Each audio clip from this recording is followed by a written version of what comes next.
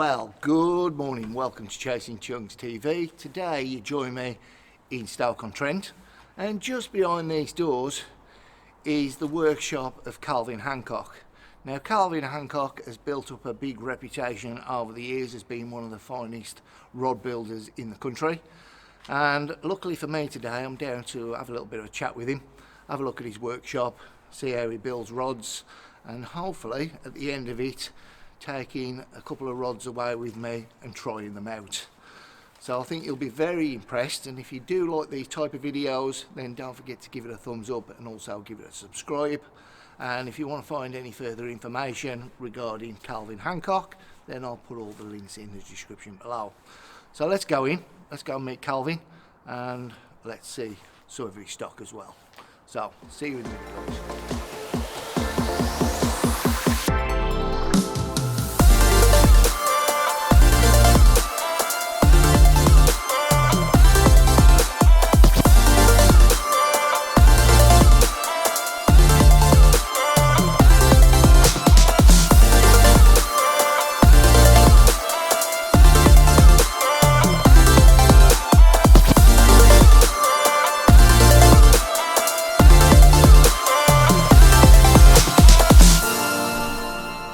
Well, good morning, Calvin. Morning, John. Morning. Good to be down at this workshop today. Yeah, you're welcome. I do believe you're going to show us how to build a rod. Yes. And my knowledge of carp rods is literally nothing apart from knowing how to cast them and try and catch fish on them. So I'm going to hand this video over to you, and hopefully you'll enjoy this video. Blank is a new 2003 blank that Steve Harrison has specifically made for me. It's built on the Aviator 13-foot, 3.5 pound mandrel, and it consists of a 3K foot section with a plain carbon tip with a carbon overlay to obviously give that more strength on there. And the components what we're going to use, it's going to be a basic build, which we're going to use the old faithful Fuji DPS on there. Been out for years, been out for years, you know, the bulletproof, absolutely fantastic reel seat, lightweight. So that's going to be the reel seat on there. Obviously it's a basic build. Then we're going to use the Gunsmoke winding checks on there to match. We're going to put a seamless flare on the abbreviated handle with the shrink wrap. And the guides what I'm going to use are the American Tackle Forge Air guides. So lightweight, so flexible, absolutely fantastic.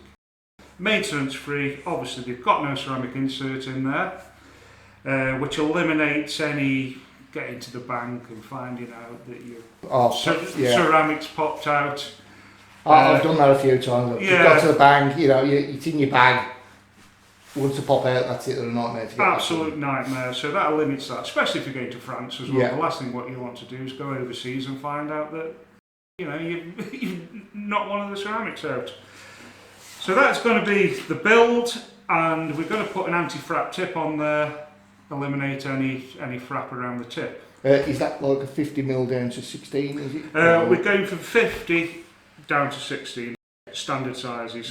So basically we've got 50, 40 low,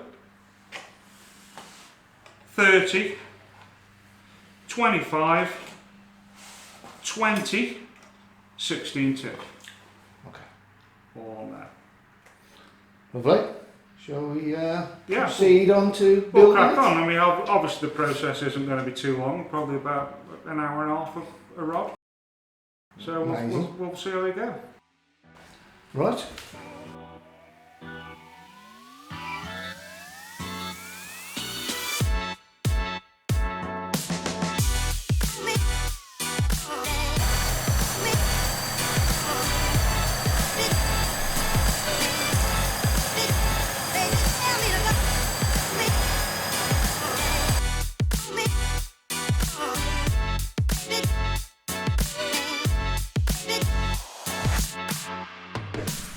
if you don't stick it down, you get shrinkage, and that's when you get gaps between the epoxy and the shrink wrap.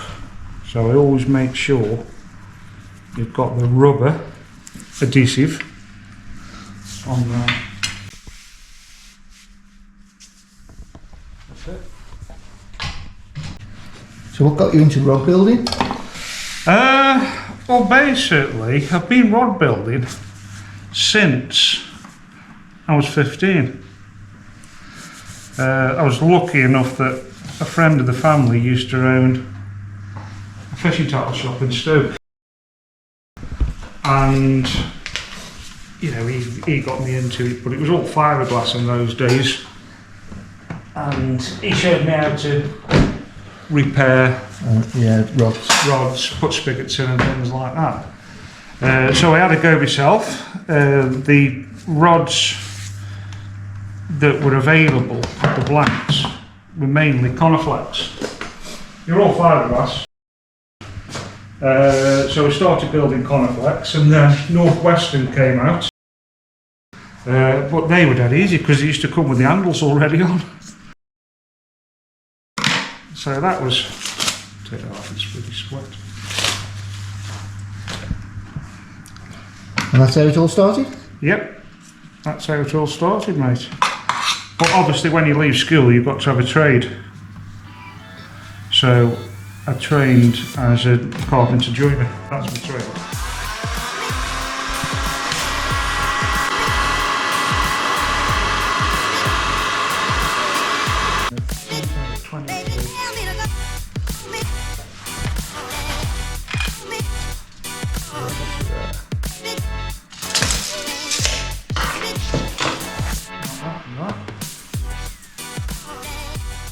So have you got like a set distance for long range to short range? Yeah, I normally set, depending on the guy's reach, that's why I prefer people to come over and have a chat with me, so we can measure them up to the handle.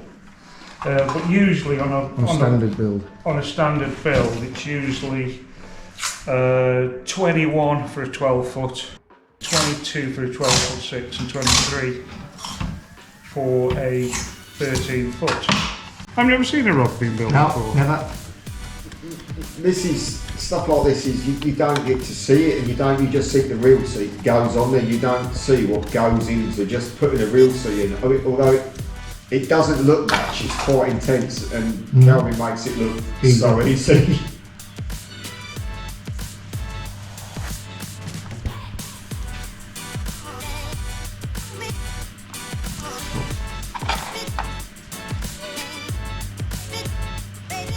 All the glue in the front of the reel seat and get all the air out. That's the most important part of fixing the reel seat.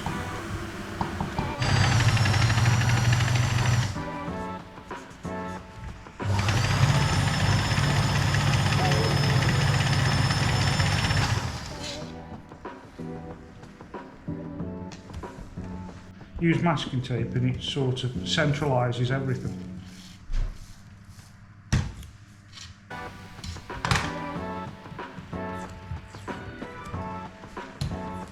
I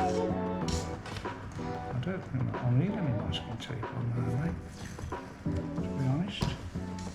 Oh, that's tight fit. So that'll be fine, as it is. The thread will all that when you put it on. And then what we do, we glue everything. Make sure you get loads of glue on everything. Make it watertight so that no moisture can get in. And attack the glue.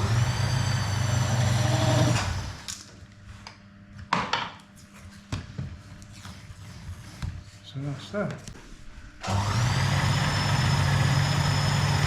And that's the fit. Wonderful. On there. Right, we'll have a tidy up and then we'll put the guides on.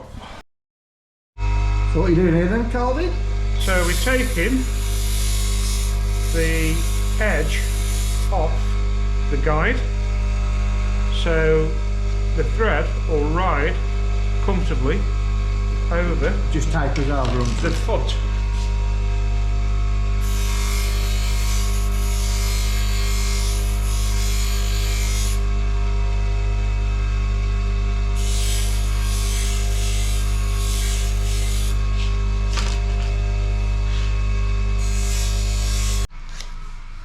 Just get rid of any of the rough edges around the feet. just so it sits down. So basically it won't dig into the carbon. Okay. The last thing what you want to do is have a burr digging into the blank and weakening the blank.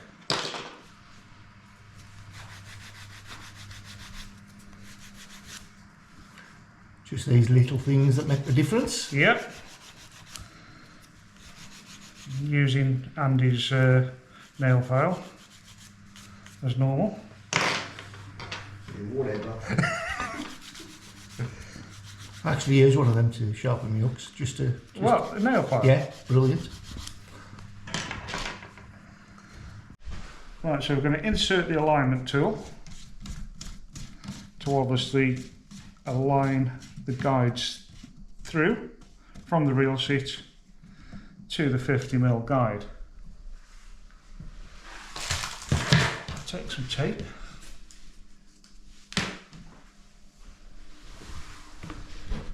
So just while you're doing that, do you just deal with Harrison blanks? Yes, mainly. I mean, I've known Steve Harrison for a number of years. You know, he's after service is absolutely second to none, and I've never had an issue. Never at all had an issue. Obviously, we've had a good working relationship over that long period of time, and it all works. And if you want to check out Harrison rods links, I'll be in the description below as well. So we line that through. Perfect. Right, John, so now we're going to find the most relaxed part of the tip, which eliminates any torque or twist on the cast. So I'm just going to mark on there roughly where I think the relaxed part of the rod will be, which I'm taking it there. Now the best way to find this out is to put a little bit of tape on there. So that's the point where I'm presuming is the most relaxed part of the blank.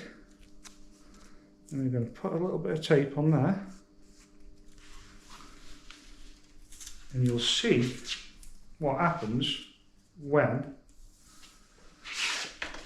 I don't fix it on the... See, that is perfect now. If I move it slightly, it always wants to go back to that place. By just putting tension on the tip, Yeah, it's automatically bouncing back. Now, if you put the guides on this side of the tip, when you cast and you put the tip under pressure, it wants to go to the most relaxed part of the tip. So it eliminates any twist on the cast. And that is obviously called finding the spine of the blank. So there again, I'll just take it on the off spine, put it under pressure, and it wants to go straight back. Back of the foot, back of the foot, and back of the foot on there. Now if we were building 3, we'd obviously have 3 rods all made. 3 tip sections all placed on there, and we'd also mark the size of the threads. So each thread is exactly the same as each one. Makes sense.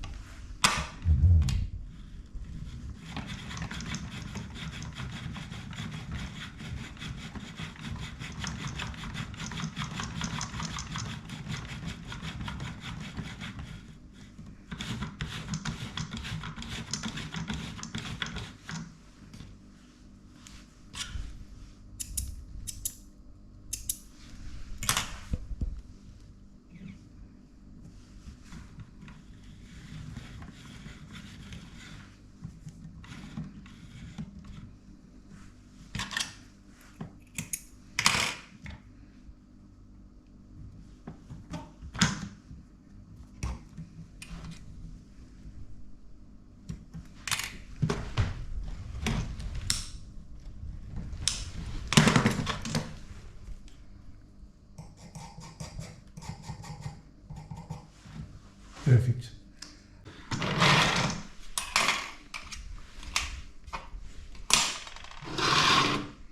Take the blue. Same again. Going to do a 7-turn thread. That's 3. Cut that off. Form the loop again.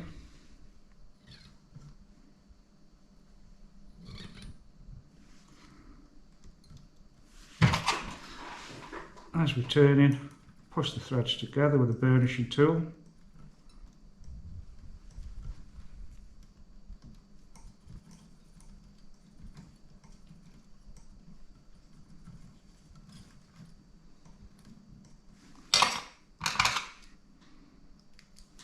Put the tag end through the loop, as previously.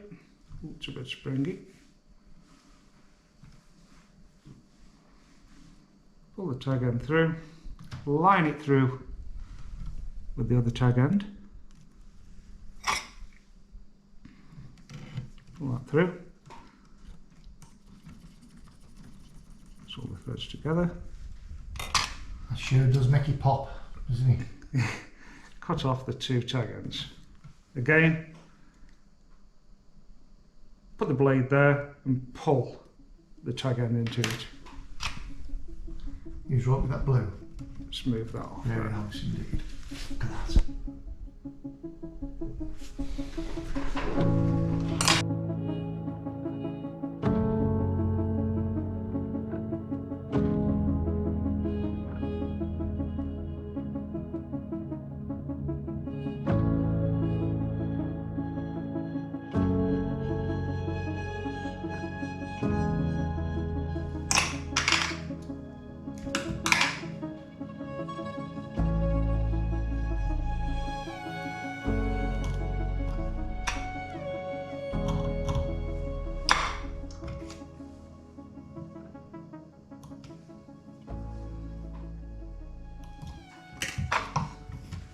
Okay, that's the trims done. All we need to do now is find out the size of the logo that we're going to put on and then put a double trim at the front. And we'll do that.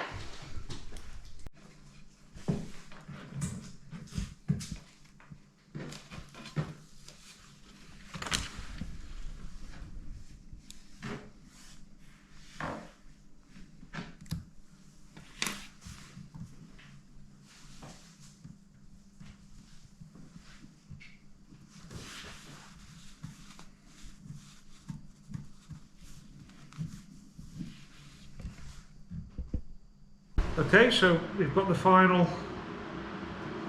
session here, installing the tip guides.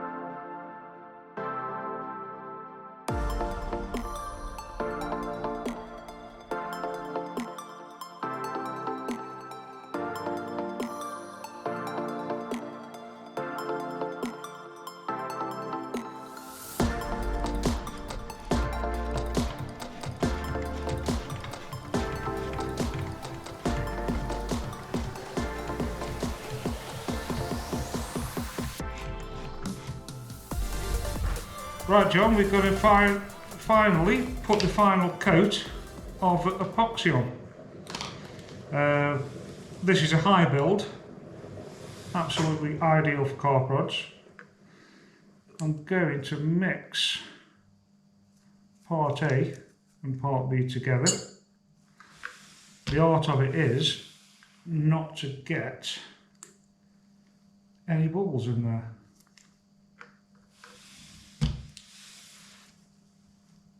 So we're going to apply that slowly, not getting any air into it.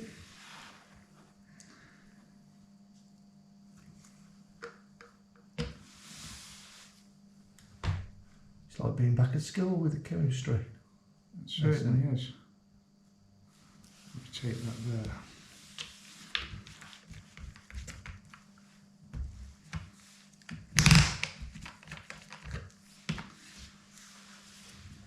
Obviously this is the most important part of the rod.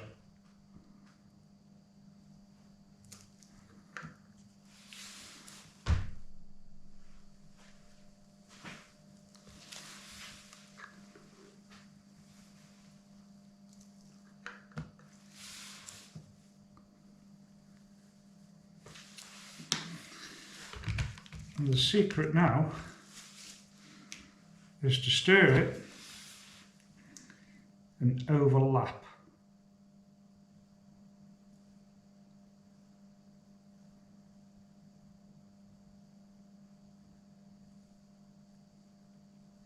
Usually wait until it goes a bit cloudy and then it'll go clear again. Again, try not to create any bubbles.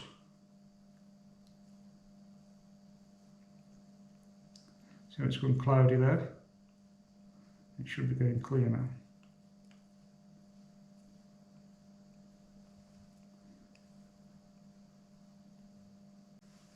And then we've got to put it in a flat dish. You can just take the flat dish,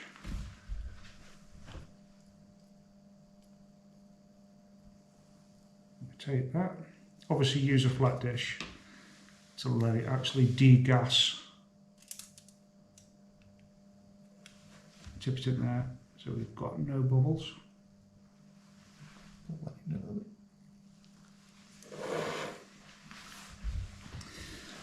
Little secret what to do.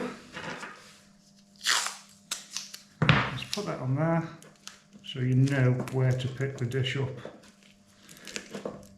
without having epoxy around the edge. Oh yeah. So that's ready to apply now. So we just let that degas itself for a couple of minutes. See, there's a few little tiny air bubbles in there. If there are any tiny bubbles in there, I usually use the heat gun.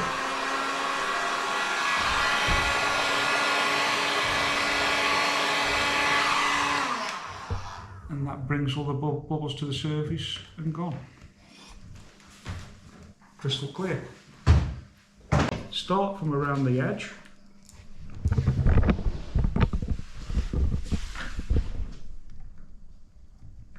Lay it over evenly.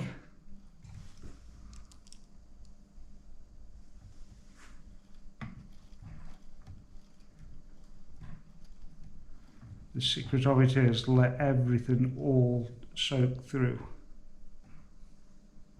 the threads and down through to the blank.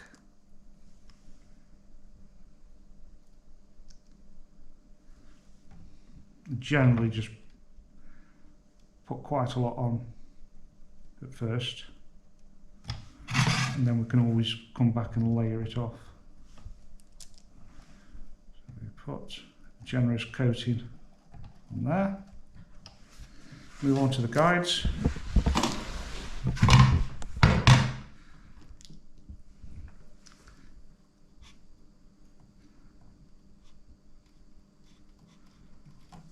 Let everything all soak through. Once there's a gap in between the guide and the blank, now that is called the tunnel, and once you see the epoxy coming through the tunnel, you know it's all soaked through. And the idea is to let all the epoxy soak through and fix the guide. So obviously you get no movement in there. So we'll just go all the way down.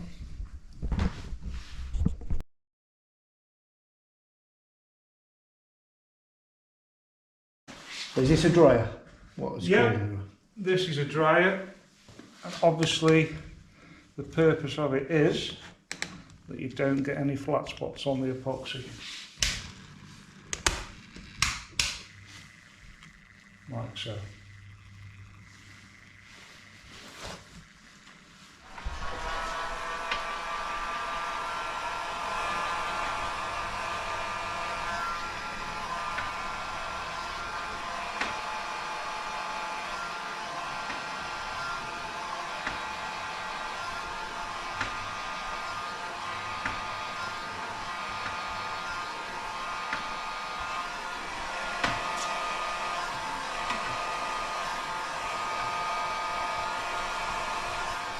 So the bubbles coming out now.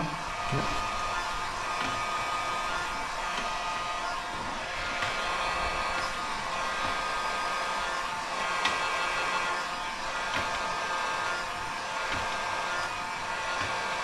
All coming through the tunnel.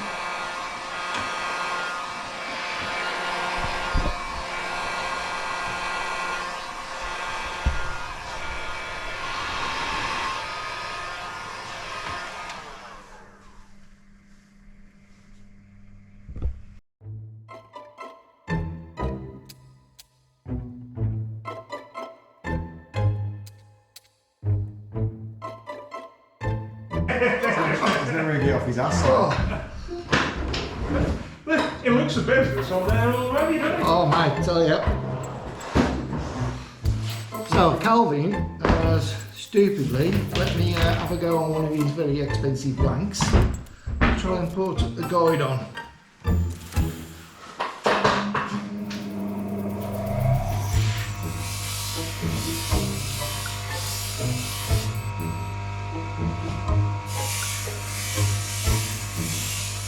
We do need the Sharpie pen, of course. Thank you, my glamorous assistant Andy. And thank you, thank you, Calvin. Where does it? Yeah, give me the super glue, please. I'll set it up for you. On, go. Oh, it's not being at school. Anti-clockwise. Yeah, Yeah. This one here, yeah. take over the top. And then come down. And then keep that one to that side. Yeah, And then that's it. keep that winding towards that way. And use your burnishing tool then to push those push it threads together. But don't cross over Each one. the threads. Yes, because he's left it connected. It's because I'm left-handed, I'm going to... Oh, you're a caca. yeah.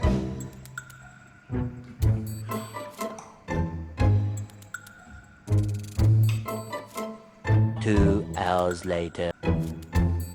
Let's just push it off.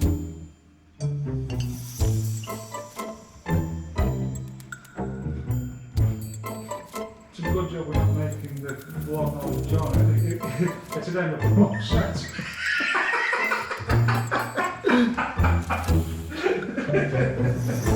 Oh, on you up. Forget it. On that note, bye-bye. That is so intense. You reckon? Stick these on here, mate. I think he's going to give up. I'm going to give up. In fact, I am going to give up. And I think I'll leave the broad buildings to the guys like yourselves and just stick to blanking.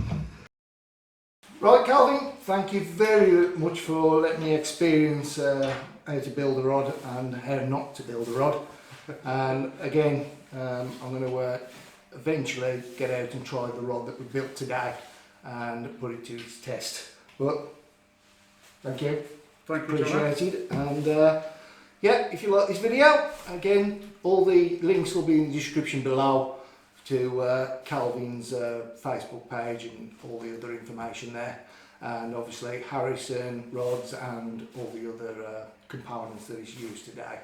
So it's a bish bash bosh, keep it tosh, wet nets, tight lines. See you on my next video. Ta-ra guys. Right. Cheers buddy. Right, we're done. We're done.